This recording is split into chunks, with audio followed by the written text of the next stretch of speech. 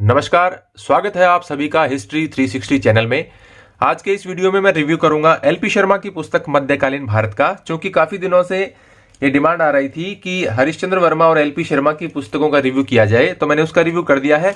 LP Sharma की आधुनिक भारत है वो अभी मैंने पढ़ी नहीं है, इस रैपर से ही बाहर नहीं निकाली है, तो इसको मेरे को 10-20 दिन लग जाएंगे, उसके बाद में ही कर पाऊंगा। लेकिन मध्यकालीन भारत मैंने पढ़ ली है और अन्य बुक्स के साथ इसको कंपेयर भी किया है, तो अब मैं इस स्थिति में हूं कि मैं इसका रिव्यू कर सकूं। तो एलपी शर्मा की ये पुस्तक आप देख सकते हैं, मैं इसका आवरण वगैरह आपको दिखाऊं तो लगभग 770-75 पेज की किताब है। जैसे 400 इसमें है, 375 पहले दे रखे हैं, तो 775 में से आप ये मान लीजिए कि 50-60 पेज तो इसमें जो हर टॉपिक के बाद में क्वेश्चन आंसर दे रखे हैं, जैसे आपने पढ़ा होगा कॉलेज वगैरह की बुक में, तो उस तरह की पुस्तक है ये, तो वो निकाल सकते हैं। अब इस किताब की अच्छाइयों और कमियों के बारे में बात करें तो शुरू करते हैं। पहले मैं इसका आपको विषय सूची दिखा देता हूं। सबसे पहले तुर्क अफगान काल दे रखा है, जब सल्तनत काल कह सकते हैं आप इसको, उसके बारे में पॉइंट वगैरह आप देख लीजिए, मैं इसको पढ़ के सुनाने की कोई जरूरत नहीं है, आप जल्दी जल्दी खुद ही पढ़ लेंगे। मैं आपको दिखा देता हूं और फिर मैं बताता हूं कि क्यों यह पुस्तक अपने आप में बहुत खास है। फिर देखिए, प्रांतीय राज्य, मंगोल आक्रमण, जैसा अन्य पुस्तकों में होता है वैसी ही विषय सूची है। और फिर 18वीं सदी में भारत की स्थिति, और वो पुर्तगाली, अंग्रेज, फ्रांसीसी वगैरह आने लग जाते हैं, उन सबका विवरण दे रखा है, आप दाएं पेज पे देख सकते हैं। अब इस पुस्तक के बारे में पढ़ते समय मेरे को एक चीज तो ये महसूस हुई कि ये बहुत ही सुंदर तरीके से लिखी गई है। यानी इसको पढ़ते समय आपको ऐसा नहीं लगता कि ये चीज पहले आनी चाहिए थी या ये चीज बाद में आनी चाहिए थी। कई पुस्तकें ऐसी होती हैं कि उनमें बहुत सी बातें आगे पीछे हो जाती हैं, इसमें ऐसा नहीं है और बहुत ही अच्छा लगता है पढ़कर। वो जैसे पुस्तकें आपको मैं बताता हूँ कहानी वाली की, कहानी स्टोरी जैसी चलती रहती है वैसी ही है पुस्तक, और साथ ही साथ पॉइंट वगैरह भी दिए गए हैं, मैं इसके आपको दिखा देता हूँ। और हर जो चैप्टर है उसके बाद में आपको इस प्रकार से प्रश्न दिए हुए मिलते हैं, जैसे आपको कॉलेज में या स्कूल बुक्स में आप पढ़ते थे, लघु उत्तरीय प्रश्न, वस्तुनिष्ठ प्रश्न, निबंधात्मक प्रश्न वगैरह इस प्रकार से दे रखे हैं। अब ये पुस्तक किन एग्जाम्स के लिए इंपॉर्टेंट है? मैं ये कहूंगा कि जिस प्रकार से इस पुस्तक को लिखा गया है, न तो इसमें बहुत ही ज्यादा विवरण मिलता है, यानी बहुत ज्यादा डिटेल भी नहीं है, जैसे आशीर्वादी लाल श्रीवास्तव की मुगल कालीन भारत में मिलती है।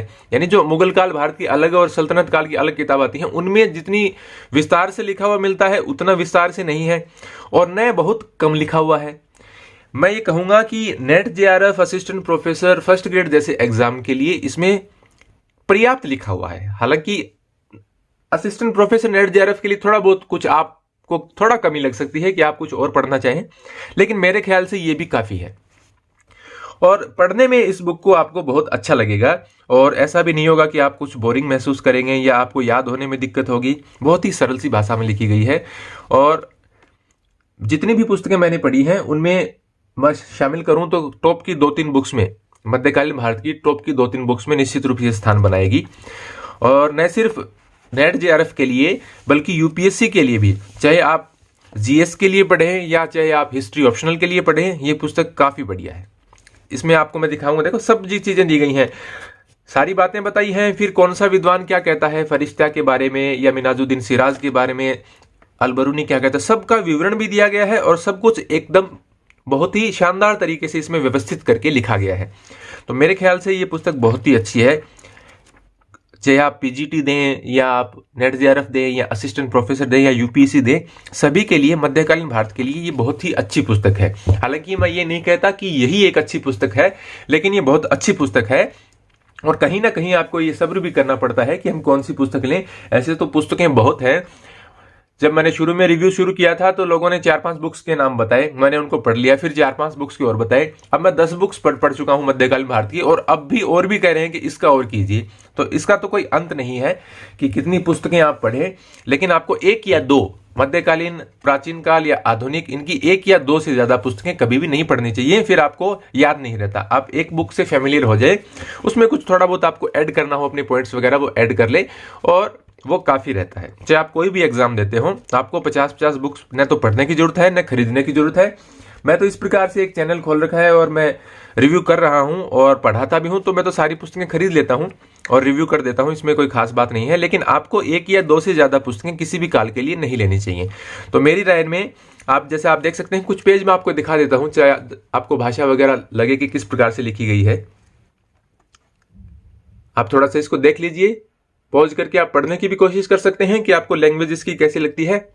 लेकिन मेरी राय में आप ये पुस्तक ले सकते हैं और ये काफी अच्छी पुस्तक है। तो ये था मेरा रिव्यू एलपी शर्मा की पुस्तक मध्यकालीन भारत के लिए। मेरी राय में ये एक अच्छी पुस्तक है। धन्यवाद।